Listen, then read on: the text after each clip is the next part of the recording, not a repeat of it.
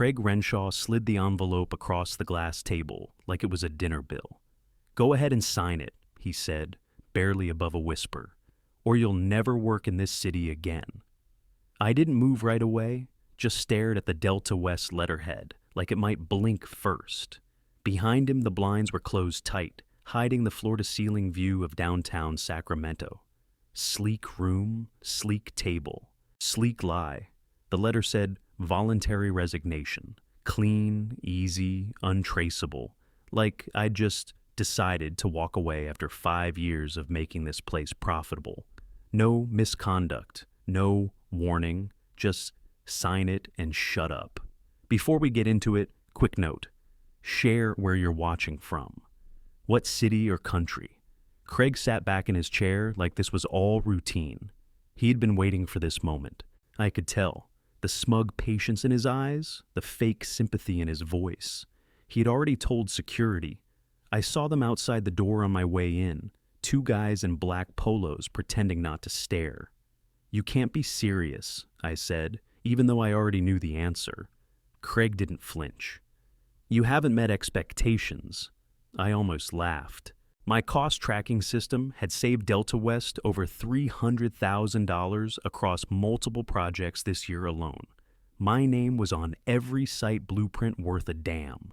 Hell, I trained the guy currently taking credit for half of my work. Trevor, the golden boy Craig propped up like a damn trophy.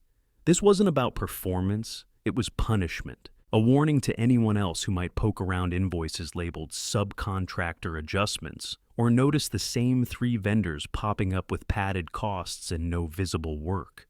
I looked down at the letter. My hands didn't shake. Craig thought I was cornered, but he didn't know I'd been preparing for this since April. I pulled a pen from my pocket, the same one I always kept in my sight vest, and scratched out voluntary. In its place, I wrote, "Constructive dismissal due to hostile work environment." Then I added the date, time, my initials. I slid the paper back across the table. "You just made this official," I said. Craig's smirk faltered. "Is that how you want to play this?" he asked.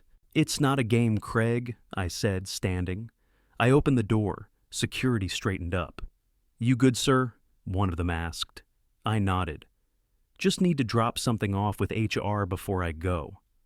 And I walked, calm, head high, like I'd already won. I left that building like it was on fire, straight past reception, through the glass doors, and into the California sun. My phone buzzed twice in my pocket, probably HR trying to cover their ass, but I didn't look. Not yet. I'm 51, divorced, 2 grown kids I don't see enough, and I've been doing construction project oversight since dial-up internet. You stick around long enough in this industry, you learn what real results look like.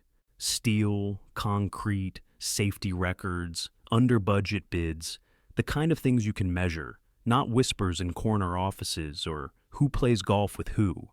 That's what drew me to Delta West 5 years ago. They were expanding hard in the Central Valley, said they wanted pros with integrity. The recruiter called it an ethics-forward environment. I liked the sound of that. Thought it'd be a place I could leave a legacy, maybe settle into a real leadership role before retirement. For the first few years, it actually felt like that.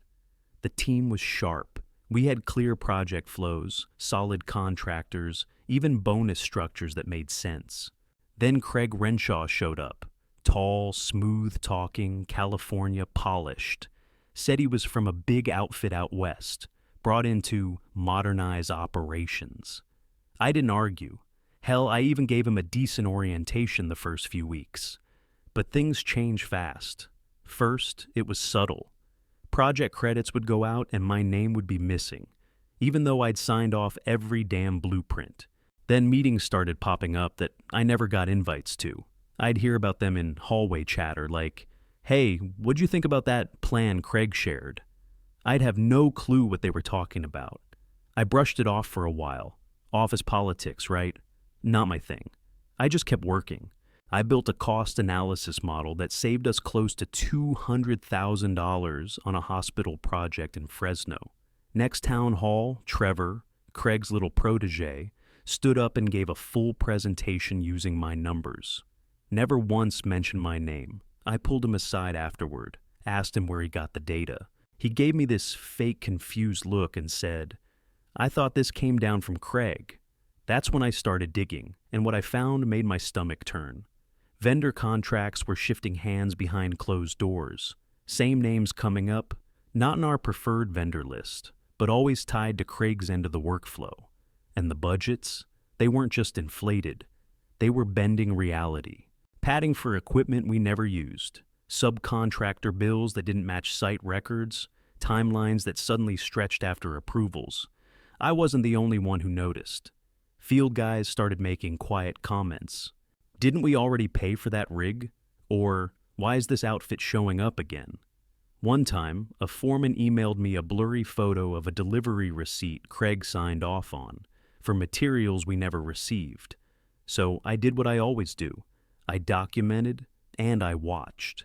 Craig had the charm, sure. He made people feel seen if you were useful. But he didn't know how to build trust. He built fear. He built clicks. And he built that golden boy Trevor like a shield, parading him around as the new generation of leadership. But you strip the charm, strip the office buzzwords, and you're left with something rotten. And I'd seen it before. I just hadn't seen it this close. I wasn't ready to go down with his ship, so I started stacking receipts. Every weird invoice, every shifted number, every lost report. I backed it up. Screenshots, PDFs, voice memos, recorded the second I left meetings. I kept a locked folder at home, another in the cloud under a different name, and one offline on a USB drive in my truck toolbox. I wasn't just being careful, I was building a fuse. The moment I brought my first list of flagged subcontractor payments to Craig, I knew where I stood. He barely looked at the spreadsheet before pushing it back across his desk. "You're stepping outside your lane," he said. Calm, smiling, like he was giving me career advice. I didn't smile back. "This is my lane," I said. "Budgets, vendor approvals, oversight. That's literally my job." He tilted his head, like a guy pretending to care. "Your job is to support the decisions leadership makes, not question them." I walked out without another word, but after that, the screws tightened fast. Suddenly, I was underperforming. Performance reviews started coming in late, vague and negative, despite my team hitting all the targets. I got pulled from a major hospital bid I'd spent 3 weeks prepping. Craig handed it to Trevor, said it was a development opportunity. Then came the office shuffle. My team stayed put. I got moved to a cubicle next to the server closet, no windows, right under a vent that rattled when the AC kicked in. Felt like exile. HR started sending little emails, subject lines like "quick check-in" or "concerns noted." When I asked what concerns, they dodged. We've received some anonymous feedback about communication issues. No names, no details, just vague crap you can't argue with. That's when Darren pulled me aside. He worked compliance. Sharp guy. Trusted him since day one. He caught me in the hallway one afternoon and said low, "You didn't hear this from me, but they're building a case. Watch your six." I nodded, said nothing, and walked off like it was a normal Tuesday. That night, I called a labor attorney, Monica Sharp, friend of a friend. First thing she said was, "Start feeding me everything." Don't wait, I did. Every weird expense report, every time-stamped rejection email, every budget revision I didn't sign. She started building a timeline. Craig's name showed up in more doc change logs than anyone else in management. Always near the same vendors, always with the biggest numbers. "This is a pattern," she told me, "but they're not going to fire you. They want you to quit. They'll make you miserable until you do." I leaned back in my chair, staring at the water-stained ceiling of my cubicle. What if I don't quit? Then make them fire you. But not yet. Let them screw it up on record. I kept playing dumb, smiled through staff meetings, nodded when Craig made jokes. But I watched everything, every new invoice, every field discrepancy, every time Trevor parroted one of my models like he'd written it himself. And I kept sending it all to Monica. The pressure was constant. My expense reports got flagged. I got written up for lateness after walking in 2 minutes past 8 one day, after staying late the night before to finish a safety audit. Team members stopped CCing me on chain emails. One even told me, "Craig said you were stepping back from leadership." Stepping back? Like hell I was. They wanted to erase me before they pushed me out, but they didn't know I was documenting the erasure too. I stopped going to lunchrooms, ate at my desk, listened. You learn a lot that way. People let things slip when they think you're irrelevant. I heard 2 junior PMS talking near the copy machine. "Craig said he's cleaning house," one of them whispered. "Means Trevor's moving up?" "Guess so." Shame about Tom. Guy's a dinosaur. A dinosaur? Sure. But even old animals know when the wind shifts. I didn't tell anyone what Monica and I were building. Not even Darren. I needed them to stay comfortable, to think I was cornered, stuck, alone. The truth was, I wasn't boxed in. I was baiting the trap. The elevator ride down felt like standing in the eye of a storm, calm, but fake calm. Like everything around me was waiting to explode. Marlon, the head of security, was already standing outside the glass doors when I stepped off the elevator. Big guy, quiet, wore a Raiders lanyard and didn't miss much. He nodded like we were about to do something routine. "Gotta walk you out, Tom," he said. "Policy." I held up the envelope in my hand.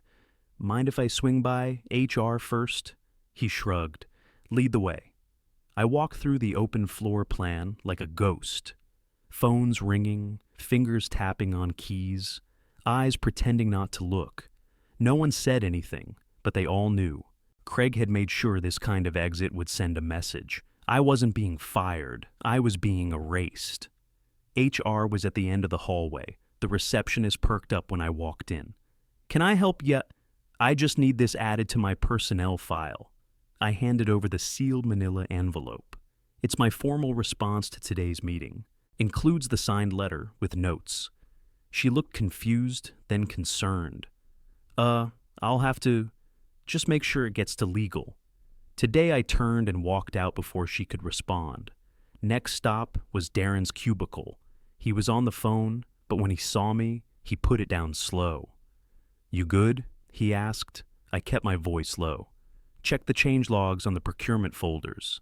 Anything tied to Craig's initials. Compare it to the payout patterns." Darren's eyes narrowed. "You find something?" "I found everything." I didn't wait for a response, just nodded once and kept walking. Marlon followed me down to the front doors.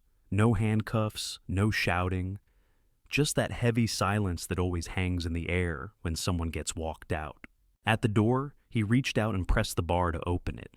"Don't know what this is about," he said, "but I've seen good men pushed out before." "You don't smell like dead weight?" I looked him in the eye. "I'm not." Then I stepped outside. The air was hot, thick with smog and summer heat. I didn't look back, just walked to my truck and drove straight home. That USB drive in my toolbox. I plugged it in, zipped the final files, and sent everything to Monica. She called me 20 minutes later. "Got it. This is airtight." "You think they'll cave?" I asked. "They'll panic first, then they'll cave. Just stay quiet and don't engage. We're filing tonight." By sundown, Monica had submitted the complaint to the State Labor Board and emailed formal notice to Delta West's executive team. Her message was cold, clean, and loaded. Subject: constructive dismissal and evidence of retaliatory hostile environment. I didn't eat dinner that night. Just sat at the kitchen table, flipping through job listings like it was a normal Wednesday. The truth was, I wasn't looking for work. I was waiting for fallout. It didn't take long. The next morning, my phone buzzed before I even poured coffee. Unknown number, no voicemail. Then another call. This time, it was HR. And they sounded scared. The HR rep sounded like she hadn't slept. Voice shaky, words rushed. "We'd like to schedule a follow-up, ASAP. Are you available today?" "I don't come alone," I said. "My attorney will be joining." Pause, then, understood. Noon work, I hung up and called Monica. She was already dressed when I picked her up, hair tied back, binder in hand, notepad already tabbed. She didn't make small talk. We walked into Delta West like we owned the damn place. Same lobby, same security desk. Marlon gave me a nod from behind his sunglasses, but didn't say a word. They had us in a different conference room this time, smaller, more private. No blinds drawn. Sunlight everywhere. I recognized the faces waiting at the table. General Counsel, COO, and the same HR manager who used to dodge my emails. Craig wasn't there. Monica sat down, calm as ever, opened her binder, flipped to a tab section, and spoke first. Constructive dismissal.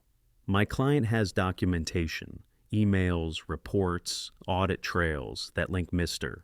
Renshaw to fraudulent financial activity involving at least 4 external vendors. Nobody blinked. She kept going. Invoices were manipulated. Vendor relationships bypassed procurement protocols. And retaliation followed every time my client raised the issue internally. The room stayed silent for a beat. Then the COO leaned forward. "We've had others come forward since last night," he said.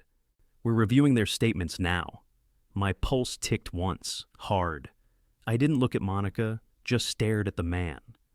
"Others?" I asked. He nodded. 2 project managers, 1 engineer. A site lead. Monica raised her brow. "So, this isn't just one man's grudge." The HR rep cleared her throat. "We're trying to assess the scope." I leaned in then, voice low, direct. "Scope's wide. This didn't start with Craig, but it was enabled by silence. That silence ends today." The general counsel finally spoke. "What are you asking for?" I didn't flinch. Immediate reinstatement, separate from Craig's org chart, a full third-party audit, internal oversight policy changes, and a freeze on any vendor contracts touched by Craig in the last 12 months. They glanced at each other.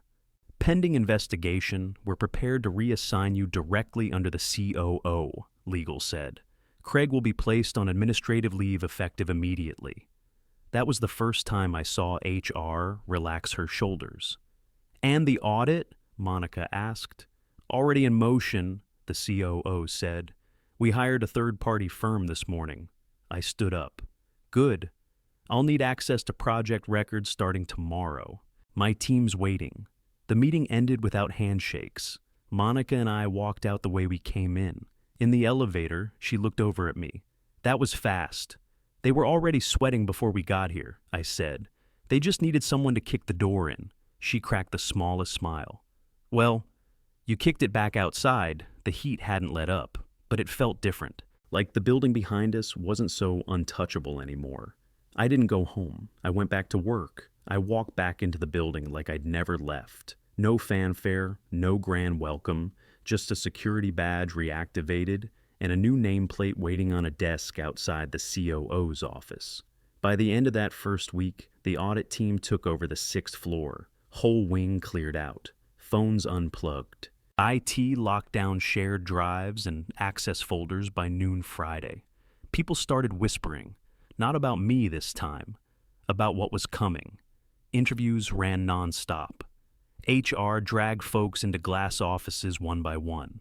Some came out quiet, some came out pale. The ones who avoided eye contact. Those were the ones who had something to hide. The ones who looked me in the eye, they were ready. By the end of week 2, 8 employees had come forward. Project managers, site supervisors, admin assistants, all with stories. Craig yelling in meetings, screaming matches behind closed doors, engineers being shut out after questioning change orders, Trevor rubber stamping purchase approvals with 0 documentation. Trevor was quietly reassigned before the month ended. No promotion, no fanfare, just gone from Craig's old circle. One guy from logistics said Craig once told him, "If you want to last here, don't ask twice." The auditors weren't playing around. They dug through every quarter's procurement history and flagged over $900,000 in padded invoices. One vendor billed us for site lighting on a project that didn't even have electricity permits yet.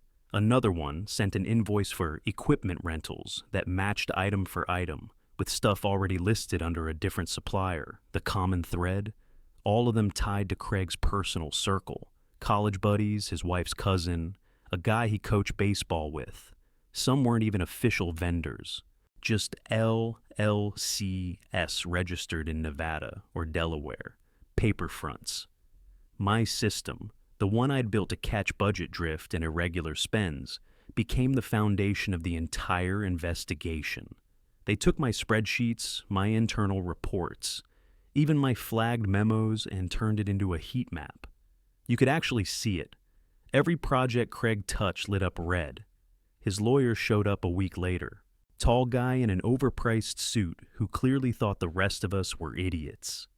Tried spinning it as creative procurement, said Craig was streamlining vendor selection. I was in the room when he said it. I looked straight at him and said, "That's not creative. That's theft." He didn't respond, just closed his briefcase and walked out. The rest of us kept working. It wasn't just about Craig anymore. The audit uncovered weak points across the board.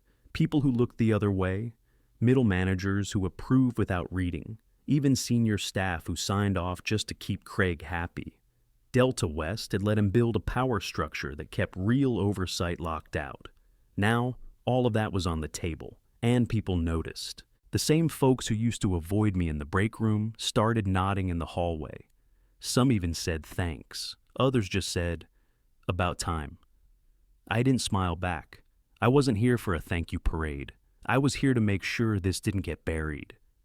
One afternoon, Darren walked by my office and knocked on the frame. He had a folder in hand and that same look he wore the day he warned me. "They're scrubbing vendor access logs," he said. "Some of those accounts had back-end edit privileges they shouldn't have had." "Trace it to the IT requests," I said. "See who approved the changes." He nodded and walked off without another word. The silence that used to follow me around, it was gone. People weren't whispering about me anymore. They were looking to me. Like maybe I wasn't just the guy who made noise. Maybe I was the one who finally made it stick. And I wasn't done yet. Craig was officially terminated the following Monday. No farewell email. No boxed up goodbye. Just an HR memo sent out after lunch, cold and flat. Craig Renshaw is no longer with the company, effective immediately. The same afternoon, Delta West filed reports with the State Attorney General's office and the Bureau of Contracting Integrity. It wasn't some moral move. It was strategy. They were covering their ass before the press caught wind. They didn't say fraud, not yet. They used phrases like vendor discrepancies, compliance review, and interim oversight procedures. But everyone inside knew what it really meant. Craig got greedy and someone finally hit back. That someone was me. But I didn't need a banner for it. The fallout came fast. Our procurement systems were overhauled. All vendor relationships had to be reapproved through a new multi-step process. Anonymous tip lines were rolled out for reporting abuse, retaliation, and ethical concerns. HR even brought in outside consultants to train leadership on accountability. The mass email they sent, company-wide, came 2 days later. Subject line: accountability and culture, moving forward together. Inside, it read like a forced apology. We acknowledge the oversight gaps that allowed recent events to unfold. We want to thank the employees who had the courage to come forward. Your voices mattered. No mention of names, but people knew.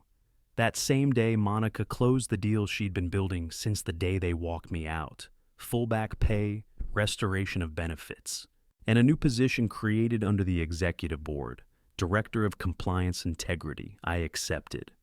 First day in the new role, I approved Darren's promotion, brought him in under my wing with a new title and full access to compliance systems. Second move, I cleaned house in the procurement department. 3 people were reassigned. 1 retired. The 4th tried to argue his case, said Craig pressured him to look the other way. I said, "You had a choice. You made it." He cleaned out his desk by noon. From then on, Craig's name wasn't just erased. It became a warning. In leadership meetings, you'd hear it used like a red flag. We don't want another Craig situation. Is this process Craig-proof? Where's the Renshaw check on this? Funny how fast a name can go from top of the org chart to bottom of the cautionary tale. I didn't strut around, didn't throw weight. I just showed up early, stayed late, and made damn sure every gap Craig exploited got sealed shut. People started stopping me in the hallway again, but now it wasn't awkward. It was real. One woman from finance said, "You didn't just survive it. You changed it. I didn't correct her, but I didn't say thank you either. This wasn't about survival. This was about rebuilding a place where people didn't have to choose between doing their job and keeping their soul. And we were just getting started. A year later, I stood under fluorescent lights in the same auditorium Craig once used to parade Trevor around. 300 employees filled the rows, some new, most not. Faces I used to pass in the hallway, now watching me from folding chairs and bleachers. They called it a recognition award for organizational integrity. The plaque was heavy. I didn't smile for the camera. When they handed me the mic, I didn't do the whole "I'm honored" routine. I just looked out at the crowd and said, "I'm not here because I fought back. I'm here because I kept the receipts." They laughed, some louder than others. Then I nodded once and stepped off the stage. That night, back home, I grilled a steak, poured a whiskey, and finally sat down with my boots off. My phone buzzed around 11. Unknown number, one line. "You think you won?" I stared at it for maybe 5 seconds, then hit delete. This wasn't about winning. It was about making damn sure someone like Craig didn't get to write the ending for me, or for anyone else in that building. Delta West runs different now. There's oversight where there used to be silence. People ask questions without looking over their shoulder. The new leadership team actually listens when someone says, "That doesn't look right. It's not perfect. It won't ever be." But the rot got pulled out by the root, and that's a start. None of this happened because of one man. It happened because enough people got tired of swallowing it. Because finally, somebody said, "That's enough," and a few others backed it up. I didn't blow the place up. Didn't march through the halls with a bullhorn or torch careers. I just turned the light on in a dark corner. The roaches scattered on their own. My dad was a mechanic. Spent 30 years fixing things nobody noticed until they broke. He used to say, "Don't need a hammer when a wrench'll do." I thought about that when Craig shoved that resignation letter across the table.